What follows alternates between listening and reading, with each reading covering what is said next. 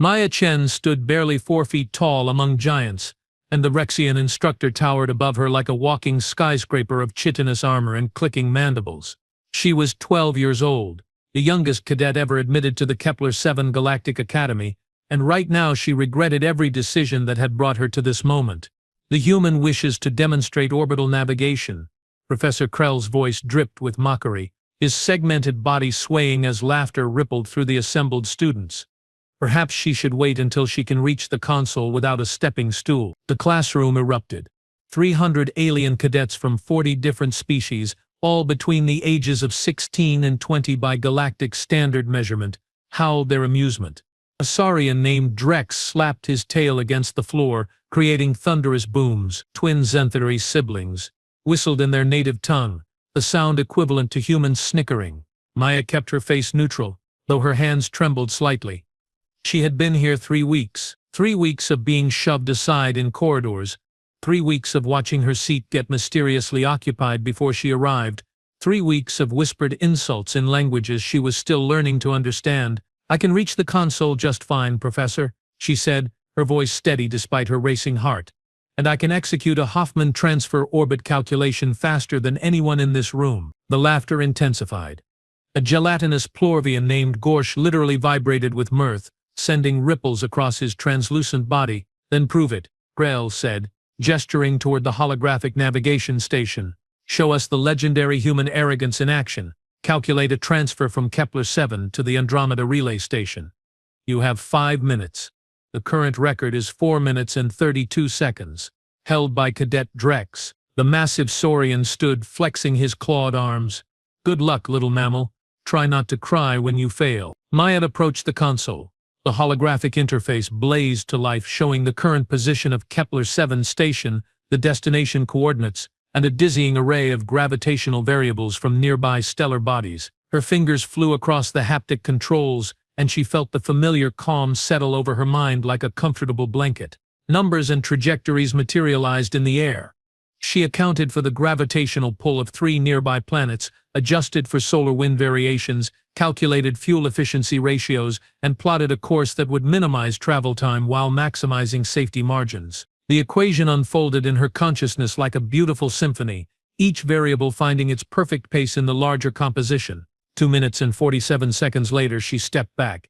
The classroom had gone silent.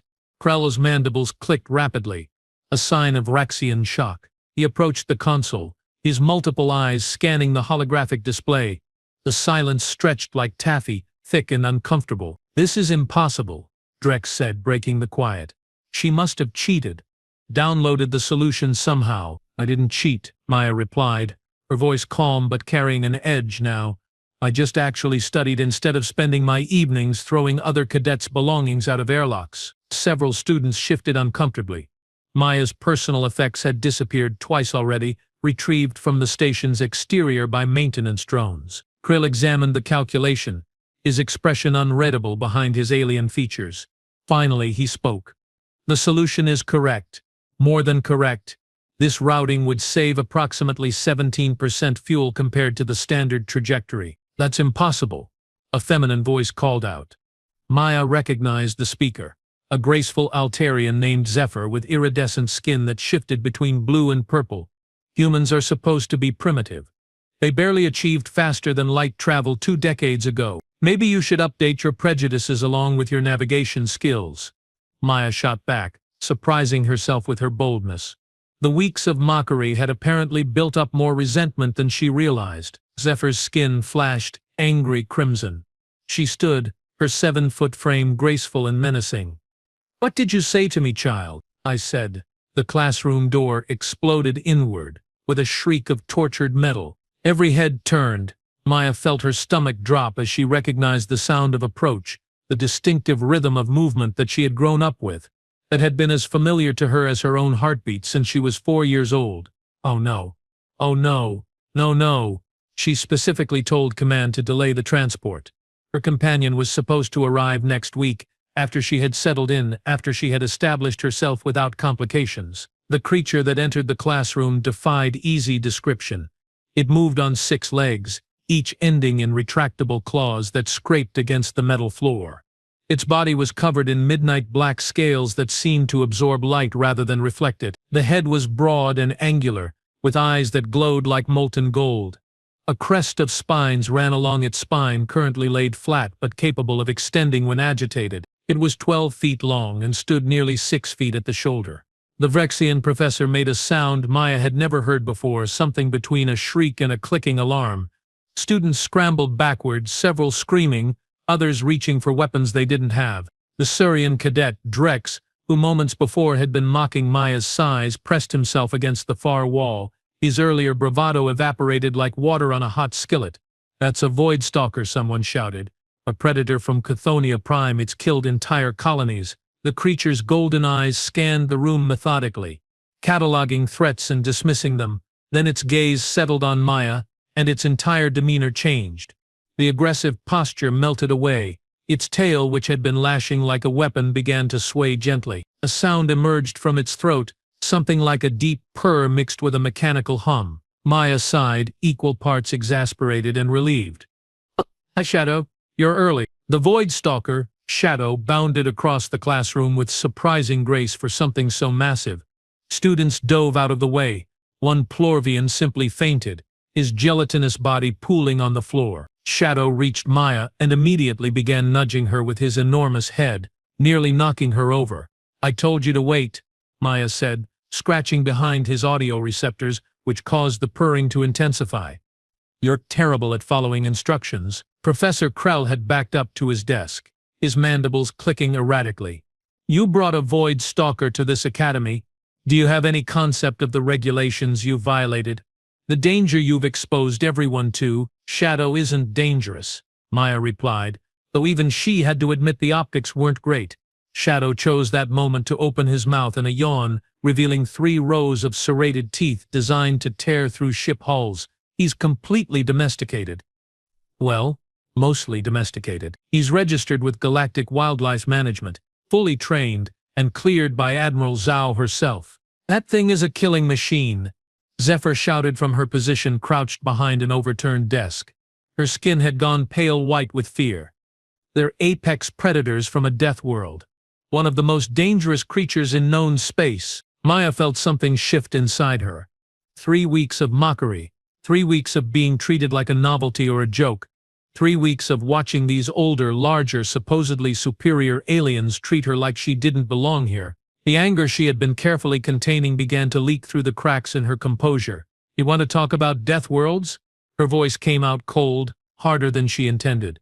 "Earth has 16 different species that can kill you within minutes. We evolved alongside predators that make Shadow look cuddly. Humans didn't make it to the top of our food chain by being soft." Shadow sensed her mood shift and responded accordingly. His spines extended, creating a ridge of menacing points along his back. His purr transformed into a low growl that vibrated through the floor. He didn't threaten anyone specifically, but his presence suddenly seemed to fill the entire room. "We submitted every required form," Maya continued, her voice steady. "Shadow has undergone behavioral conditioning at 3 separate facilities. He has never, not once, shown aggression toward any sentient being. But you want to know the funny thing? The really hilarious part?" She stepped forward and the assembled students actually retreated. Shadow moved with her, a massive shadow at her heels. "Every species in this room comes from what we classify as moderate worlds. Comfortable gravity, reasonable temperatures, predictable weather patterns. Earth." She laughed, but there was no humor in it. "Earth is classified as a Class 9 death world by your own galactic survey standards. The atmospheric pressure would crush most of you. The wildlife would hunt you. The weather alone has killed billions of us over our history, and we thrived anyway." Professor Krell tried to regain control. "This is inappropriate, Cadet Chen. Your emotional outburst is—" "I'm not done, Professor." Maya's eyes blazed. "You all think humans are weak because we're new to the galactic stage. You mock us for being small, for being young, for having the audacity to apply to your prestigious academies. But let me explain something about humanity that your xenobiology courses apparently skipped." She reached up and scratched Shadow's chin.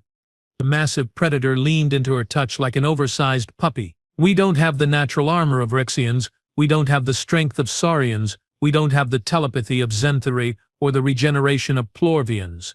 What we have is something you clearly don't understand. The room was completely silent now, even Krella had stopped clicking. We bond, Maya said simply. With anything, with everything. We look at the most dangerous predator in the known galaxy. Something that your species shoot on sight. Something that has destroyed ships and devoured colonists. And we see a companion, a friend, family. Shadow's tail wrapped protectively around her legs. You want to know how I calculated that navigation solution so fast? It's not just studying. It's because humans have been navigating by stars since before we had written language. We looked at the night sky and decided we needed to go there. Every impossible distance, every deadly vacuum, every cosmic horror waiting in the dark, we saw a challenge to overcome, not a reason to stop. Maya's voice dropped, becoming almost conversational, which somehow made it more menacing. Shadow here? He was found as a hatchling on a destroyed colony. Everyone else wanted to kill him. My parents, they were xenobiologists studying on Conthea Prime. They looked at this terrified baby predator and decided to save him. They raised him, loved him, taught him that not all bipeds were threats. She paused, letting that sink in. So yeah, Professor Krell, I brought my pet to class. And yeah, Drex, I'm smaller than you, and yes, Zephyr, my species is new to all this. But understand something, all of you. Shadow's eyes flared brighter, responding to her intensity. We're human. We survived on a planet that actively tried to kill us every single day. We befriended wolves while they were still hunting us. We domesticated fire, death, and the atom. We stood up to extinction events and ice ages and plagues that wiped out 90% of our population, and we survived every single time. Maya's expression shifted, a small smile playing at her lips, but her eyes remained cold. So go ahead. Keep laughing at the little human girl. Keep thinking we're just cute primitives playing at galactic civilization. Because I promise you something. She leaned forward and 300 cadets leaned back. We're coming for your records, your achievements, your supposedly unreachable standards. And we're going to shatter every single one, not because we have to prove anything to you, but because that's what humans do. We see something impossible and we make it our hobby. The silence that followed could have been bottled and sold. Then Shadow did something nobody expected. He moved past Maya, approaching the still cowering Drex. The massive saurian whimpered, pressing himself flatter against the wall. Shadow sniffed him once, then opened his mouth. Everyone tensed. Shadow's tongue emerged, roughly the size of a dinner plate, and he licked Drex's face with a wet slurp that echoed through the quiet classroom. The saurian stood completely frozen, covered in saliva, his expression one of absolute shock. Shadow returned to Maya's side, looking pleased with himself. He likes you, Maya said to Drex, fighting back inappropriate laughter. That's actually a sign of affection. You should feel honored. Someone in the back started laughing. Then someone else. Within moments the entire classroom had dissolved into slightly hysterical giggles, the tension breaking like a popped balloon. Professor Krell clicked his mandibles in what might have been amusement. Well, this is certainly the most interesting introduction of a companion animal I've witnessed in 30 years of teaching. I apologize for the dramatic entrance, Maya said, feeling her anger cooling. Shadow was supposed to arrive next week. His transport must have gotten expedited. Indeed, Krell approached slowly, though he kept a respectful distance from Shadow. I'll need to file additional paperwork, but given his clearances and your rather impressive demonstration of interspecies bonding, I see no reason why your companion cannot remain at the academy. Thank you, Professor. Krell's multiple eyes studied her with what might have been respect. That navigation solution you calculated, submit it to the Academy Journal. If it proves as effective as preliminary analysis suggests, you may have just revolutionized fuel-efficient space travel. Maya blinked. She had expected punishment, possibly expulsion. Not academic recognition. Ah yes, Professor. I'll submit it tonight. The rest of the class period passed in a blur. Students gave her and Shadow a wide berth, but the mockery had vanished. Several cadets actually approached to ask questions about Shadow's species and about Earth. Zephyr, the Altarian who had been angry earlier, apologized for her comments. As the class ended and students filed out, Drex approached. He was still damp from Shadow's affectionate greeting, and he looked deeply uncomfortable. "Cadet Chen," he said formally, "I wish to apologize for my behavior. My mockery was inappropriate and beneath the standards expected of academy students. Maya studied him. She could tell the apology cost him considerable pride. Apology accepted, Cadet Drex, and for what it's worth, your original navigation record was impressive. I just approached the problem differently. He nodded, then hesitated. Her speech about humans, about bonding with dangerous things, that was disturbing in a way I didn't expect. Disturbing how? It made me realize how little we actually know about your species. We see the peaceful diplomatic corps, the scientists, the explorers. But underneath that there's something else. Something that survived by befriending the monsters instead of running from them. Maya smiled. Now you're starting to understand. Drex glanced at Shadow, who had laid down near Maya's feet. What else has humanity befriended? You'd be surprised. Ask me sometime about dolphins, or bees, or cats. Especially cats. Those might be scarier than Shadow. He laughed nervously and departed. Maya gathered her things, exhausted from the emotional roller coaster. Shadow followed her out of the classroom, his claws clicking rhythmically on the metal floor. Other students in the corridor pressed themselves against walls as they passed, but she noticed the fear had changed. Now it was mixed with curiosity and she thought perhaps a hint of respect. They reached her quarters. A small room barely large enough for a bunk, desk and now a void stalker. Shadow curled up in the corner, taking up most of the available floor space. You really messed up my plans, you know, Maya said, pulling out her datapad to start on the journal submission. I was going to gradually win them over with charm and competence. Shadow made a contented rumbling sound. Though I suppose shock and awe works too, her communicator chimed. She glanced at the message and her blood turned to ice. It was from Admiral Zhao, marked urgent and classified. She opened it with trembling fingers. Cadet Shen. Emergency situation developing. We need you and Shadow on transport immediately. Destination classified. This is not a drill. Lives depend on your unique capabilities.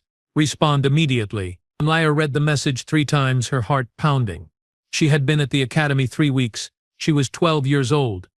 What unique capabilities could possibly... The second message arrived, and this one made her stomach drop. Void Stalker activity detected near Outpost Meridian. Aggressive pack, 50 individuals. Standard weapons ineffective. You're the only human in the sector with documented success in Void Stalker communication. Transport leaves in 20 minutes. This is why we really accepted your application, Cadet Chen. Everything else was just cover. The room seemed to tilt. Everything she thought she knew, every achievement she believed she'd earned on merit, suddenly felt hollow. They hadn't accepted her because of her navigation skills or test scores. They'd accepted her because they needed her pet, because they needed Shadow, because humanity's greatest strength, their ability to bond with the monsters of the universe, had just become a military necessity. Shadow raised his head, sensing her distress. His golden eyes watched her, waiting. Maya stood, her legs feeling like rubber. Come on, boy. Apparently we have work to do. She had wanted to prove humanity belonged among the stars. She just never imagined her first real test would involve facing down 50 of Shadow's wild cousins, or that everything she'd accomplished so far had been carefully orchestrated manipulation. The door to her quarters slid open. Admiral Zhao stood there in person, her expression grim. Time to see what humans are really made of, Cadet. The transport ship was a military frigate, all sharp angles and aggressive functionality. Maya sat in the jump seat, harness digging into her shoulders, Shadow taking up 3 normal seating spaces beside her. Across from her, Admiral Zhao reviewed tactical displays on a holographic screen, her weathered face illuminated by the blue glow. You lied to me, Maya said. Her voice came out steadier than she felt. Zhao didn't look up from her display. I omitted certain truths. In military terms, there's a distinction. You used me. Used Shadow. The whole acceptance to the academy was just recognizing a valuable asset and putting it where it could do the most good. Now Zhao did meet her eyes. You're angry. That's fair. But before you decide I'm the villain in this story, let me show you what we're flying toward. She flicked her wrist, and the holographic display shifted, expanding to show a space station. Outpost Meridian, according to the designation. It looked like most frontier stations. Modular construction, defensive arrays, atmospheric shields glowing faintly in the void, except this one was under siege. The image zoomed in, and Maya's breath caught. Void stalkers swarmed the station's exterior like insects on a carcass. They clung to hull plating, tore through defensive turrets, and poured through breached sections. The creatures moved with coordinated precision, their black scales making them nearly invisible against space until they moved. "How many people on that station?" Maya asked quietly. 3,216 souls. Researchers, families, children. Zhao's voice remained level, professional, but Maya detected the strain beneath. "The Void Stalker pack appeared 6 hours ago. They breached outer defenses in 20 minutes. Our fleet can't engage without destroying the station. The creatures are too close to critical infrastructure." "Why are they attacking?" "Shadow's species are predators, but they hunt individual prey. They don't organize like this." That's what the researchers on Meridian were trying to determine. Zhao pulled up another image, this one showing scientific equipment and strange crystalline structures. They discovered something in the nearby asteroid field, some kind of nest, but different. Organized. The working theory is that void stalkers aren't just animals. They might be significantly more intelligent than we believe. Shadow stirred beside Maya, making a low sound she had never heard him produce before. It wasn't threatening, exactly, but it wasn't comfortable either. "And you think I can stop 50 of them because I have one domesticated void stalker?" Maya couldn't keep the skepticism from her voice. "That's insane. I think you can communicate with them because you understand them in ways our xenobiologists never could." Zhao leaned forward. "You were right in that classroom. Humans bond. You see patterns in behavior that others miss. Shadow chose you, Maya, not your parents initially, despite what you said. The reports from Chthoniya Prime are clear. That terrified hatchling could have bonded with anyone. He waited 3 days, aggressive toward all humans, until you arrived with your parents for a routine visit. Then he imprinted on you specifically." Maya remembered that day. She'd been 4 years old, and her parents had been frustrated by the hatchling's refusal to accept care. She'd walked right up to him, ignoring her parents' warnings, and asked if he was lonely. Shadow had looked at her with those golden eyes, and something had just clicked. "What if I can't do this?" Maya asked, hating how small her voice sounded. "Then 3,000 people die, and humanity loses one of its frontier outposts." Zhao's bluntness was almost refreshing. "No pressure." "That's a terrible motivational speech. I'm not here to motivate you. I'm here to give you the truth." Zhao stood, moving to look out the viewport at the stars streaming past in faster-than-light distortion. "You want to know why I really pushed for your acceptance to the Academy? It wasn't just Shadow. It was what you represent, which is proof that humanity's greatest strength isn't our technology or our combat prowess. It's our irrational, impossible, completely insane ability to look at something that should terrify us and extend friendship instead." Zhao turned back to her. "Every other species in the galaxy sees void stalkers as monsters to be exterminated. You see Shadow as family. That's not manipulation. Maya, that's the most human thing imaginable." The ship's intercom crackled. "Admiral, approaching Outpost Meridian. Dropping from FTL in 90 seconds. Zhao moved back to her seat, strapping in. "Get ready. The station's maintaining minimal communications, but the situation is deteriorating rapidly.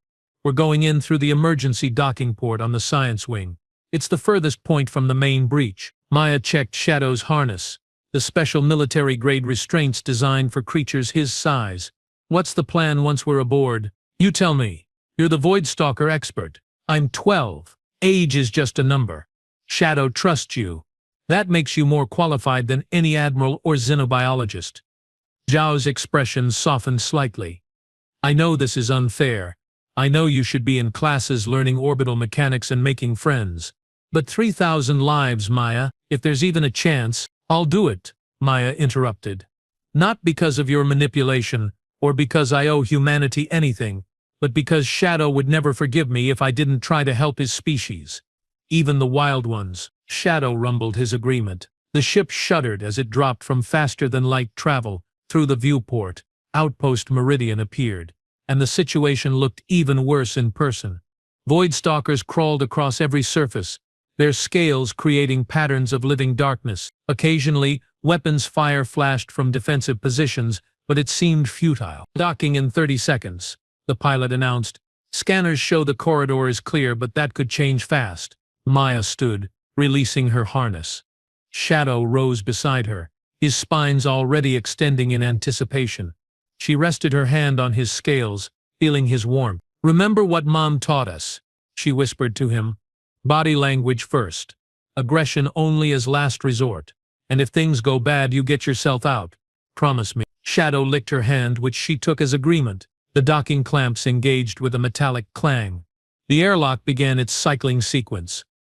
Admiral Zhao stood beside Maya, a plasma rifle in her hands. "I'll be right behind you. My people will establish a perimeter. But this is your show, cadet." The airlock door opened, revealing the corridor beyond. Emergency lighting cast everything in red. The sound that reached them made Maya's skin prickle, scraping, clicking, and something that might have been communication but in a frequency that hurt human ears. Shadow stepped through first, his posture alert but not aggressive. Maya followed, her heart hammering. The corridors stretched ahead, showing signs of violence. Claw marks scored the walls. Dark stains that she tried not to identify marked the floor. They moved deeper into the station. Shadow led, his senses far superior to hers. Maya watched his body language, saw when his spines laid flat, indicating no immediate threat, when they rose slightly, suggesting caution. It was a dance they'd perfected over 8 years together. They rounded a corner and found the first survivors. A group of researchers and their families, huddled in a reinforced laboratory. Their faces showed terror, exhaustion, and something else when they saw Maya and Shadow, confusion. "You brought another one?" the Vrexian scientist demanded, his voice breaking. "Are you insane?" "Shadow's different," Maya said firmly. "Where's the main pack?" A human woman, her arm bandaged and her eyes hollow with shock, pointed toward the station's central hub. "They're massed in the observation dome. Dozens of them. They're not attacking anymore, just waiting. Watching something in space through the viewports." That stopped Maya cold. "Watching what?" "We don't know. Whatever it is, they're fixated on it." Maya exchanged glances with Admiral Zhao. "That's not normal predator behavior." "Nothing about this is normal," Zhao replied. "Can you reach the observation dome?" "Only one way to find out." Maya turned to Shadow. "Ready to meet your cousins?" They left the survivors and continued deeper. The station's interior showed increasing damage. Void stalkers had torn through bulkheads, ripped apart machinery, carved tunnels through previously solid walls. But as the human survivor had described, the destruction seemed purposeful, directed. They were clearing paths to somewhere specific. The observation dome. As they approached, the sounds intensified. Not roaring or snarling, but something else. Communication. Complex, layered vocalizations that seemed to carry meaning. "They're talking," Maya breathed. "Shadow, are you hearing this?" Shadow's entire body had gone rigid, his attention locked on the sounds ahead. He made a tentative response, a series of clicks and low rumbles. The sounds from the dome paused, shifted, then answered. Maya felt the hair on the back of her neck stand up. This was contact, real communication between Shadow and his species. She'd dreamed of this moment, but never under these circumstances. "Stay here," she told Admiral Zhao.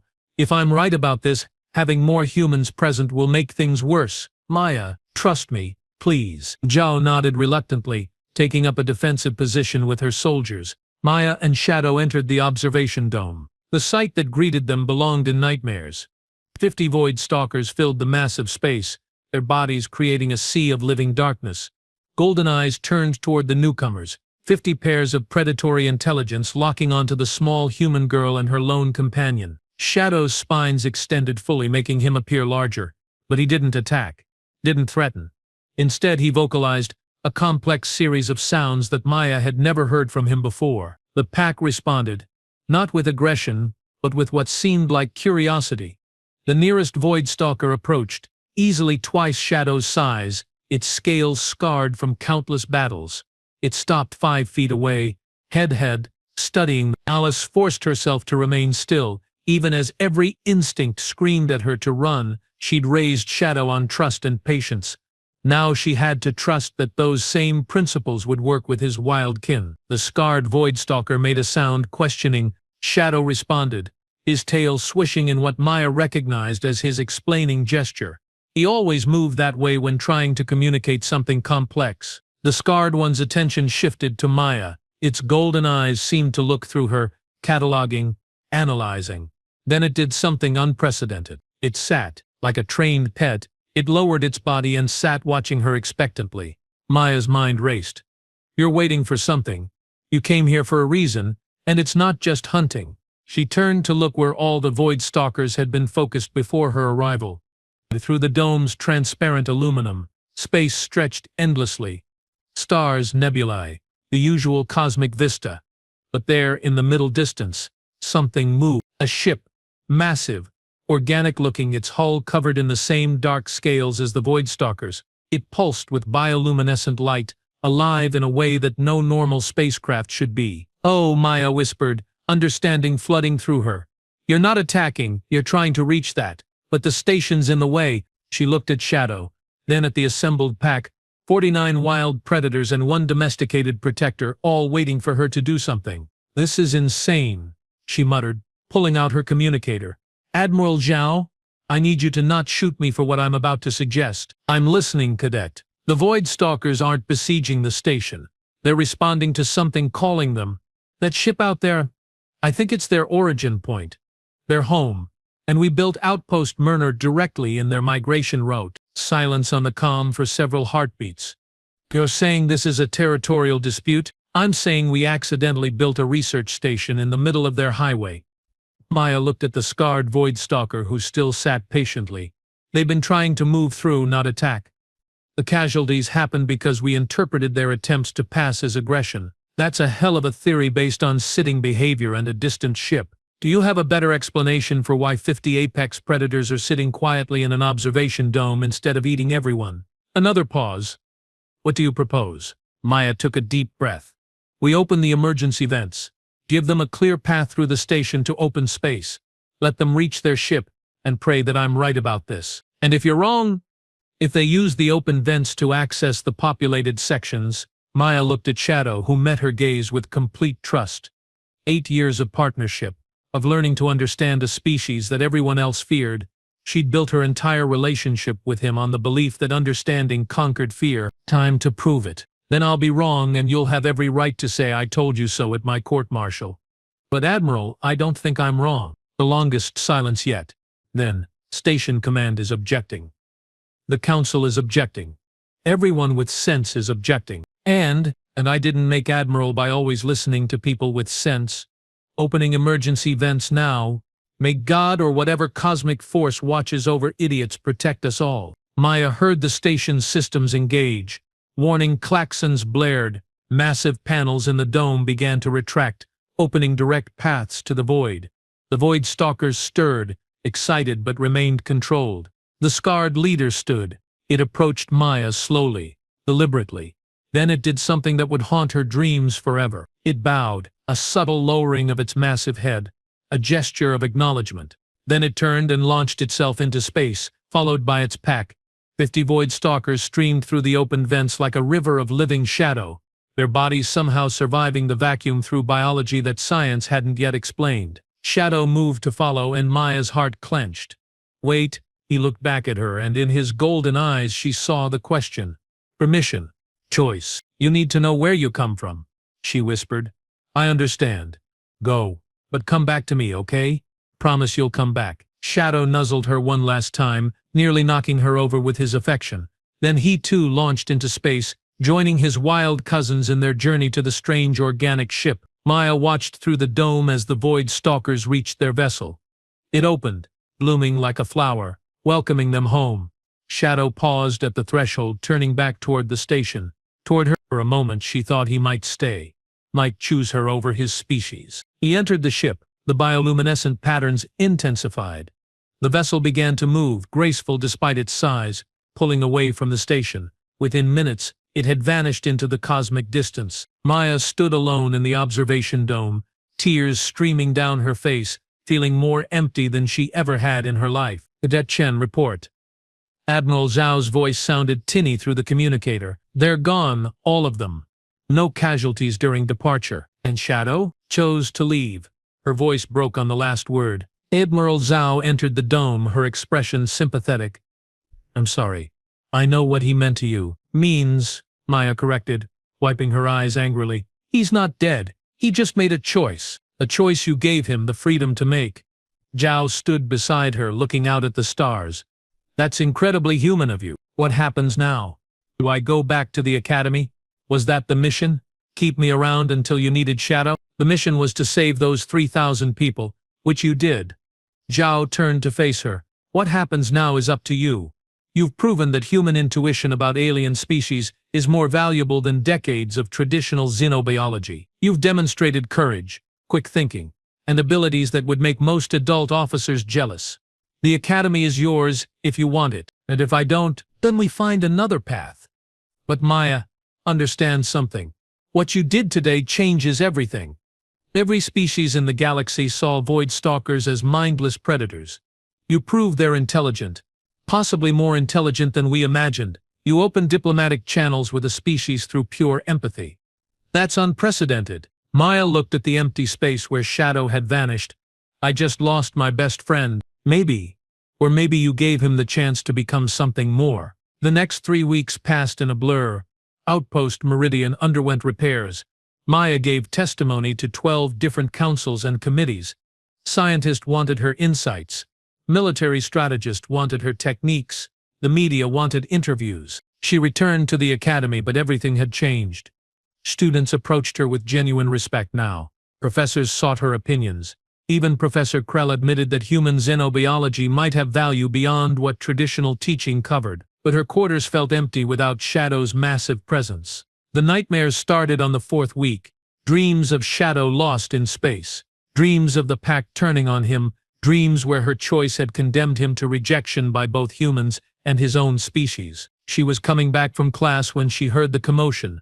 Students running through the corridors, excited voices shouting.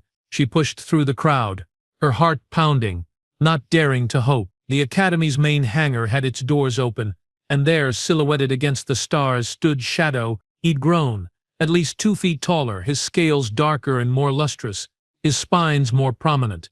But his golden eyes remained the same, and when he saw Maya, he bounded forward with the same enthusiasm as always. She ran to meet him, and they collided in a tangle of scales and tears and laughter.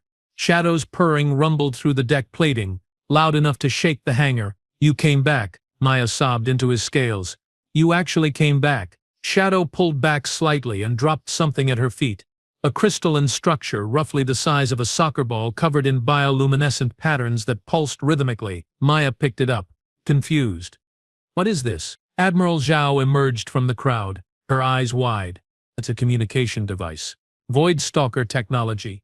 We've never seen anything like it before. As if in response to Maya's touch, the device activated. Holographic images appeared, showing the organic ship, showing Shadow among his pack, showing what looked like a vast civilization of void stalkers, and showing an invitation. Not in words, but in concepts that translated directly to her mind through the device. The void stalkers wanted to establish contact, to share knowledge, to open diplomatic relations with the Galactic Assembly, and they wanted Maya Chen, the human who understood them, to be their first ambassador. They chose you, Zhao said softly, because you chose to trust them first. Maya looked at Shadow, who watched her with obvious pride. Did you tell them about me? Did you explain? Shadow made a complex series of vocalizations, and somehow, through their bond and the device, she understood. He'd told them everything. About the little human girl who found a scared hatchling and chose love over fear. About the species that bonded with monsters and called them family. About humanity's insane, impossible, completely wonderful ability to extend friendship to the things that should terrify them. So what do you say, Cadet? Admiral Zhao smiled, ready to represent humanity to an entirely new species. Maya looked around at the assembled students and faculty, at Professor Krell, whose clicking mandibles now seemed approving, at Drex, who stood with respect instead of mockery, at Zephyr, whose skin shone with colors of admiration. Then she looked at Shadow, her companion, her friend, her impossible bond that had changed the galaxy's understanding of an entire species. I'm 12 years old, she said. I still have homework due tomorrow, and there's a navigation exam next week that I need to study for. Everyone laughed. But yeah, Maya continued, scratching Shadow's chin in their familiar gesture. I'm ready, because that's what humans do, right? We see the impossible and decide to make it our hobby. She picked up the communication device. feeling its warmth, its potential. 3,000 lives saved. A species revealed as intelligent rather than monstrous. Diplomatic channels opened through empathy rather than weapons. And all because a little human girl refused to see monsters where everyone else did. "Let's go meet your family properly," she told Shadow. "And maybe teach the galaxy a thing or two about friendship along the way." Shadow's purr intensified, and through the device she felt the response from the distant Void Stalker vessel. Welcome, gratitude, hope. The galaxy would never be quite the same, and the little human girl they'd laughed at in class. She'd just proven that humanity's greatest strength wasn't their technology or their combat skills. It was their irrational, beautiful, absolutely insane ability to look at the monster under the bed and ask if it wanted to be friends. Maya Chen smiled, resting her hand on Shadow's scales, and walked forward into a future nobody could have predicted. Because she was human. And humans didn't just survive among the stars, they thrived by befriending them.